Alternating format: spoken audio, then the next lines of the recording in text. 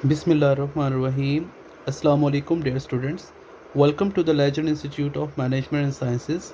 This is me, Sam Asleem, course instructor for the subject of Human Resource Management. Human resource management में आज हम अपना नया chapter start करने वाले हैं, जिसको हम एचआर प्लानिंग का नाम भी देते हैं और पर्सोनल प्लानिंग एंड रिक्रूटिंग का नाम भी देते हैं।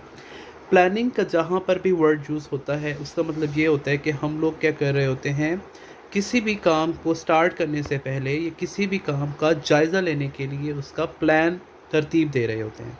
तो यहाँ पर हम लोग जिन रिसोर्सेज की बात कर रहे हैं वो कौन से रिसोर्सेज हैं, आपके ह्यूमन रिसोर्सेज हैं। तो पर्सोनल प्लानिंग के अंदर या एचआर प्लानिंग के अंदर हम लोग बेसिकली सिंपल वर्ड्स में ये कह सकते हैं कि हमारी ऑर्गेनाइजेशन में कितने लोग काम कर रहे हैं और हम क्या वो सफिशेंट हैं, क्या वो हमारे लिए हमारे काम के मुताबिक सही बंदे हैं। सही बंदों से मुराद ये है कि सही तादाद में मौजूद हैं या हमें मज़ीद लोगों को रिक्रूट करने की या हायर करने की ज़रूरत है। तो इस चैप्टर के अंदर बेसिकली हम इसी चीज़ के ऊपर बात करेंगे।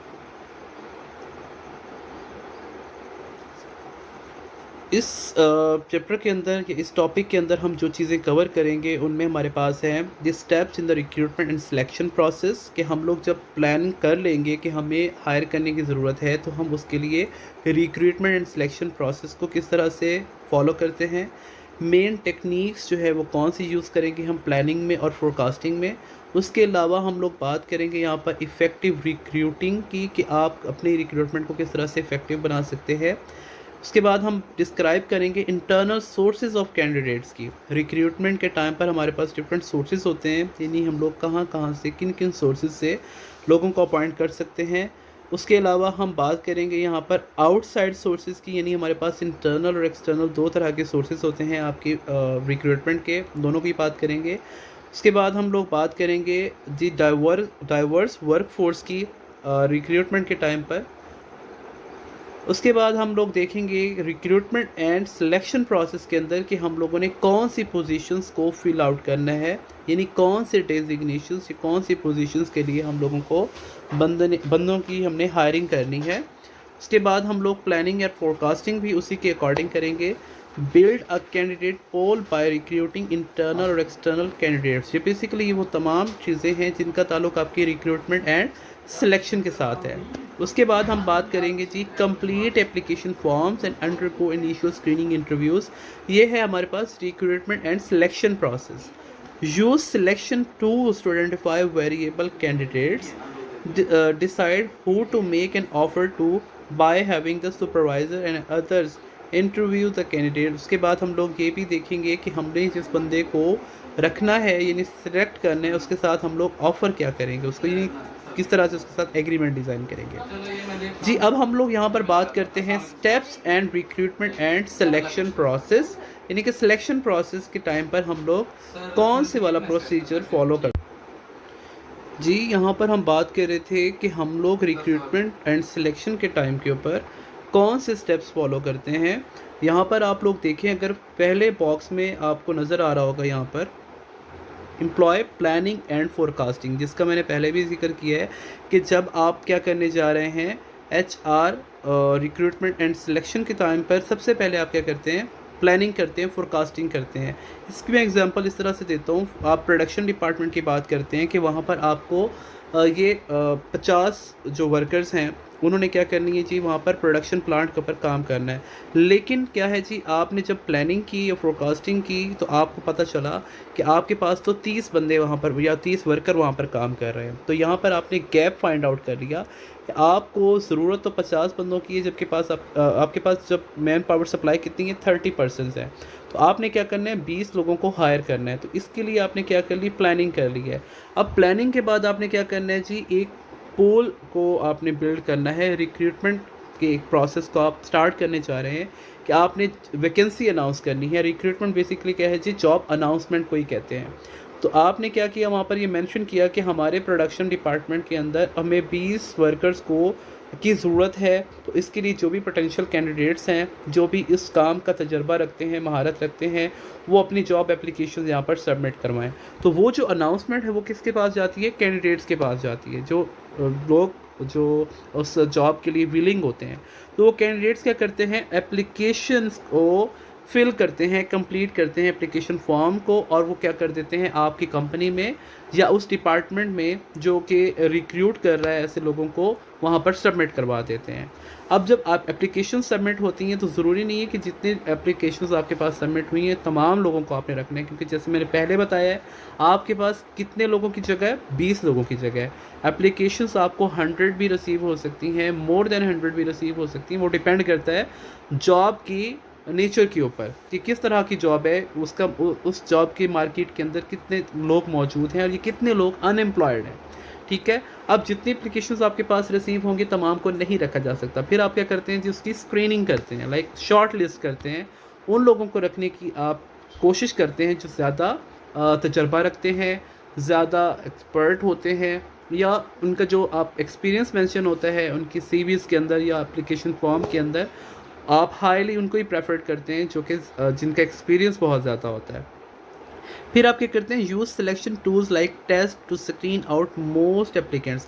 सब अब हर ऑर्गेनाइजेशन का भी डिफ़र करता है सिलेक्शन मेथड क्या है, लाइक कोई रिटन टेस्ट ले रहे हैं, वो भी जॉब की नेचर के ऊपर डिपेंड करता है। अब देखिए यहाँ पर प्रोडक्शन प्लांट के लिए अगर आप बंदे रख रहे हैं तो उनके लिए आपका रिटन टेस्ट तो नहीं होगा, हाँ उनका जो फिज़िकल टेस्ट हो सकता है, लाइक मशीनरी को किस तरह से ऑपरेट करते हैं, इंटरव्यू में भी आप पूछ सकते हैं उनसे डिफरेंट क्वेश्चंस। यानी वहाँ पर आपने क्या करना है जी, सिलेक्शन के डिफरेंट टूल्स को यहाँ पर डिसाइड करना है कि टेस्ट आपने उनका लेना है, रिटन टेस्ट लेना है, फिज़िकल टेस्ट लेना है। ठीक है, उसके बाद क्या है, to select out most applicants, यानी कि जो कि रेलेवेंट होंगे उस पोजीशन के लिए, जो सूटेबल होंगे उन लोगों को आप सेलेक्ट कर लेंगे। यहाँ पर हम लोग बात करते हैं आर्मी की एग्जांपल लेते हैं कि आर्मी में भी जब वैकेंसीज अनाउंस होती हैं तो वहाँ पर हज़ारों की तादाद में नहीं बल्कि लाखों की तादाद में लोगों की एप्लीकेशंस वहाँ पर मौसूल होती हैं, तो वहाँ पर उनके टेस्ट लिए जाते हैं। वहाँ पर तो खैर उनका रिटन टेस्ट भी होता है, फिज़िकल टेस्ट भी होता है जिसमें कि आपका मेडिकल टेस्ट भी आ जाता है,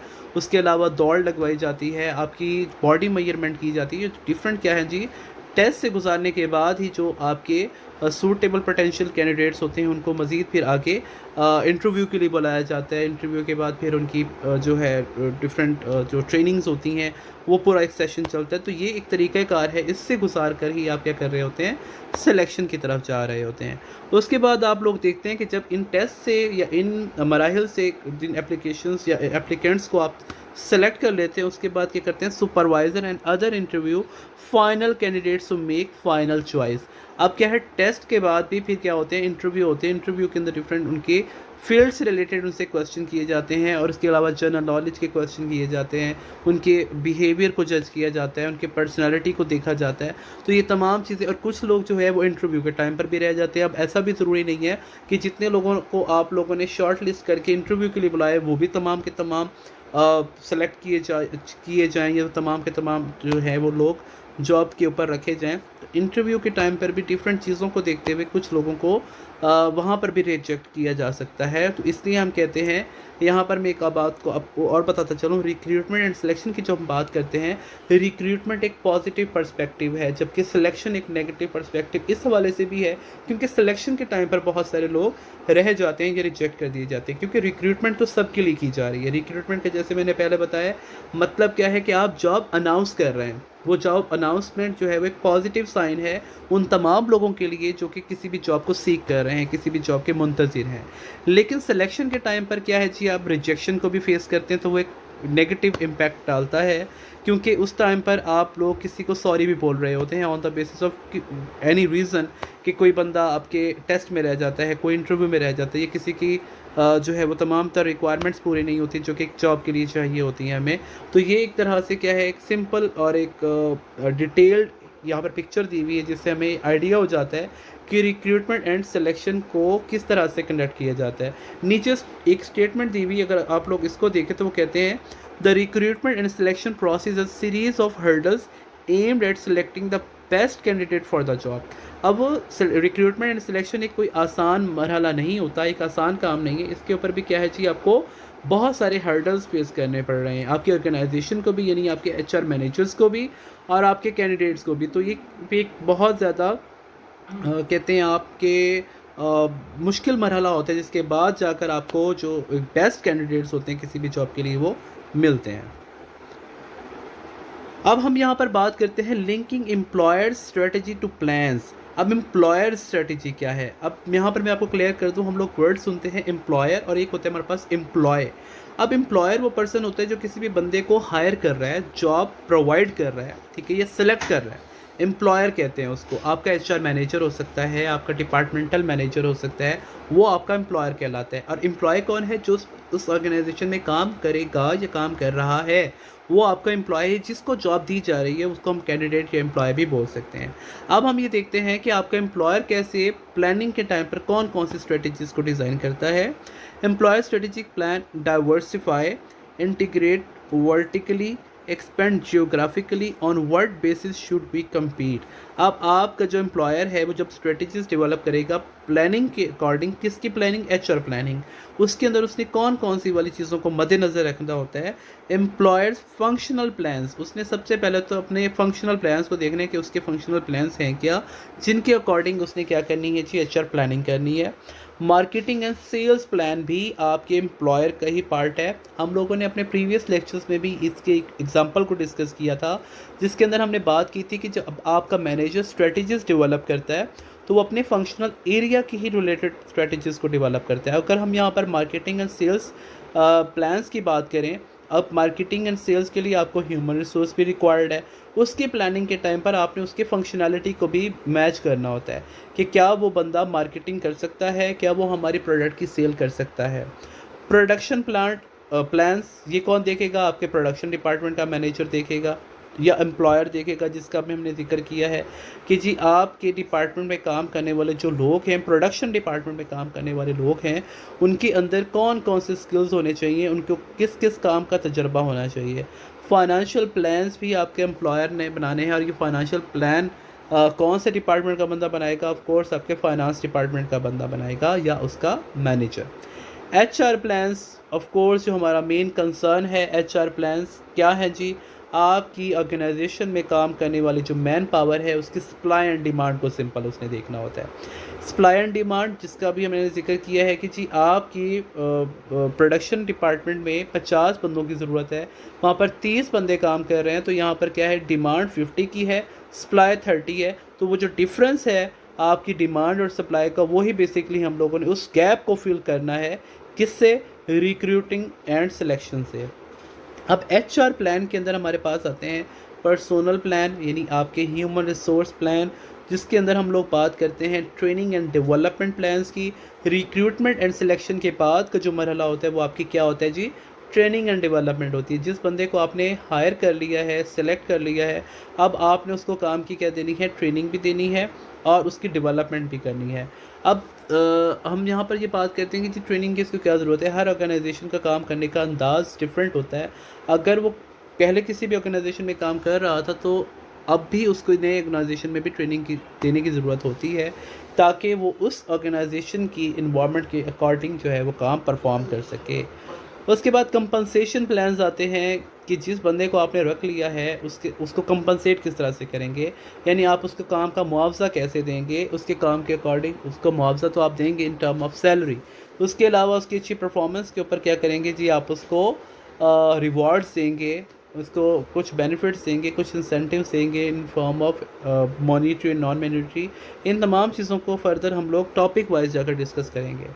labour relation plan, labour relation plan यानी उसने ऑर्गेनाइजेशन में काम करते हुए किस तरह से रिलेशनशिप को मेंटेन रखना है between different levels of management. अब हमारे पास आपकी ऑर्गेनाइजेशन के अंदर मैनेजमेंट के डिफरेंट लेवल्स होते हैं और उन जो मैनेजमेंट के लेवल्स हैं उनके दरमियान में जो रिलेशनशिप होता है वो बहुत ज़्यादा मैटर करता है।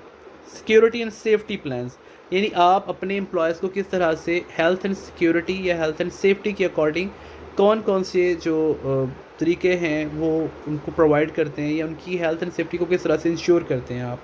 उसके बाद हमारे पास आते हैं जी पर्सनल और फोरकास्ट। ये पार्ट किसका है, आपकी पर्सनल प्लान्स का है।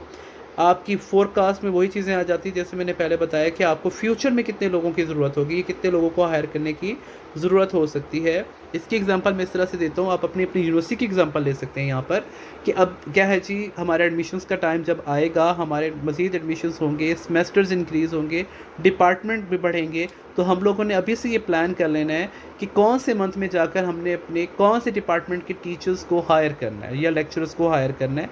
तो ये क्या है जी, आपकी पर्सनल फोरकास्ट है। यही बेसिकली प्लानिंग कहलाती है कि आप वक्त से पहले ही खुद को तैयार रखते हैं कि आने वाले वक्त में हमें कितने मैन पावर की ज़रूरत होगी, कितने ह्यूमन रिसोर्स की ज़रूरत होगी।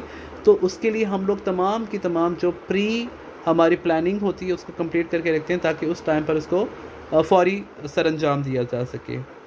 रिक्रूटमेंट प्लान्स भी आप बना के रखते हैं। रिक्रूटमेंट प्लान्स में ये है कि जी आपने इंटरनल रिक्रूटिंग करनी है या एक्सटर्नल रिक्रूटिंग करनी है, यानी आपने अपने ही जो आपके पास ऑलरेडी काम करने वाले लोग हैं उनको प्रमोट करना है, या उनके रेफरेंस से लोगों को बुलवाना है, या आपने एक्सटर्नल अनाउंसमेंट करनी है, आउटसाइड द ऑर्गेनाइजेशन आपने लोगों को हायर करना है। एम्प्लॉय सिलेक्शन प्लान्स क्या क्या होंगे, यानी आप कौन कौन सी स्क्रीनिंग जो स्टेप्स होंगे उनसे गुजार कर अपने एम्प्लॉयज़ को सिलेक्ट करेंगे। तो ये था जी आपका स्ट्रेटेजिक पॉइंट ऑफ व्यू से एम्प्लॉयर प्लान, किसके according, HR plans, personnel plans आप इसको कह सकते हैं। अब हम बात करते हैं प्लानिंग एंड फोरकास्टिंग की। यहाँ पर प्रॉपर डेफिनेशंस दे रहे हैं। उसके अंदर हम लोग देखते हैं एम्प्लॉयमेंट और पर्सनल प्लानिंग क्या होती है। The process of deciding what positions the firm will have to fill and how to fill them, यानी इसके अंदर हम लोग ये देख रहे हैं कि हमारी ऑर्गेनाइजेशन में कितनी ऐसी पोजीशंस हैं जो अभी फिल नहीं हुई या जिनको फिल करने की हमें ज़रूरत है, या जो अभी पोजीशंस पेंडिंग में हैं। जैसे अभी मैंने बात की है अपनी यूनिवर्सिटी की एग्जांपल लें कि हमने ये देखना है कि कौन से डिपार्टमेंट में कितने लोग काम कर रहे हैं और अभी भी कितने लोगों की वहाँ पर ज़रूरत है। ठीक है, उसके बाद हम बात करते हैं जी succession planning, the process of deciding how to fill the company's most important executive jobs. अब क्या है जी, आपने फिर उसमें भी ये देखना होता है कि कौन सी ऐसी जॉब पोजीशन है जिनको प्रायोरिटी वाइज सबसे पहले फिल करना है, यानी कि जिनकी सिलेक्शन या जिनकी रिक्रूटमेंट या जिसके लिए हमें सबसे पहले बंदे हायर करने हैं, वो कौन सी ऐसी पोजीशंस है। व्हाट टू फोरकास्ट, अब फोरकास्टिंग में क्या क्या चीज़ें हैं जी, ओवरऑल पर्सनल नीड्स, जिसमें the supply of inside candidates, supply of outside candidates, वही सप्लाई की हम बात करते हैं। मैन पावर सप्लाई की, इसी को ही बेसिकली हम लोग फोरकास्ट कर रहे होते हैं। The supply of inside candidates and the supply of outside candidates, वही बात है कि जी आपने अपनी सप्लाई को पूरा किस तरह से करना है, विद इन ऑर्गेनाइजेशन से पूरा करना है, यानी इंटरनल सोर्सिंग से, या आउटसाइड द ऑर्गेनाइजेशन यानी एक्सटर्नल सोर्सिंग से उसको उस गैप को फिल करना है। जी स्टूडेंट्स, अब हम बात कर रहे हैं the need for effective recruiting की, कि आपकी इफेक्टिव रिक्रूटमेंट किस तरह से आप उसको मुमकिन बना सकते हैं। रिक्रूटिंग चैलेंजेस कौन कौन से आपको फेस करने पड़ते हैं। सबसे पहले हम बात करते हैं effectiveness of choosing recruiting methods. आपने रिक्रूटिंग के जो मेथड्स यूज़ करने हैं वो डिपेंड करते हैं आपको आपकी रिक्रूटमेंट की इफ़ेक्टिवनेस के अंदर। जैसे मैंने पहले बताया कि आप इंटरनल सोर्स यूज़ करते हैं या एक्सटर्नल सोर्स यूज़ करते हैं, वो भी डिपेंड करता है आपकी पोजीशन के नेचर के ऊपर, कि आपके ऑर्गेनाइजेशन में ऑलरेडी काम करने वाले लोग आपकी उस वैकेंट पोजीशन को फिल करने के लिए सफिशेंट है या आपको एक्सटर्नल सोर्सिंग की तरफ जाना है। Effects of non recruitment issues and policies, non recruitment issues and policies के जो मैटर्स होते हैं वो भी आपकी रिक्रूटमेंट को इफ़ेक्टिव बनाते हैं या फिर उसको इनफेक्टिव बनाते हैं। Legal requirements associated with employment laws, आपकी ऑर्गेनाइजेशन लीगल रिक्वायरमेंट्स को भी पूरा कर रही है या नहीं कर रही। लीगल रिक्वायरमेंट में जैसे मैं एग्जांपल देता हूँ कि आपकी स्टेट ये अनाउंस कर देती है कि आपके मुल्क में रहने वाले जो लोग हैं अगर उनको रोज़गार दिया जाता है तो उसकी मिनिमम वेजेस इतने होने चाहिए। फॉर एग्जांपल 16,000 या 18,000 या 15,000, ये एक लीगल रेगुलेशन जो है वो सेट कर दी जाती है। अगर आपकी ऑर्गेनाइजेशन उस लीगल रिक्वायरमेंट को पूरा नहीं करती, उस लॉ को पूरा नहीं करती, तो भी आपकी रिक्रूटमेंट इफेक्टिव नहीं होगी। क्यों नहीं इफेक्टिव होगी? क्योंकि फिर आपकी कंपनी में या आपकी ऑर्गेनाइजेशन में लोग अप्लाई ही नहीं करेंगे, या जो लोग काम कर रहे होंगे वो भी छोड़ के जाना शुरू कर देंगे क्योंकि आप उनकी लीगल रिक्वायरमेंट को पूरा नहीं कर रहे। तो ये वो चैलेंजेस हैं जो कि आपकी रिक्रूटमेंट को क्या करते हैं, इफ़ेक्ट करते हैं। आपकी रिक्रूटमेंट को या तो इफ़ेक्टिव बनाते हैं यानी उसको मौसर बनाते हैं, या फिर उसको इनइफेक्टिव बनाते हैं यानी उसको किस तरह से इन्फ्लुएंस करते हैं। तो आज के लेक्चर में हम लोगों ने बात की है आपकी एचआर प्लानिंग की। एचआर प्लानिंग के साथ साथ हम लोगों ने यहाँ पर बात की है रिक्रूटमेंट एंड सिलेक्शन की।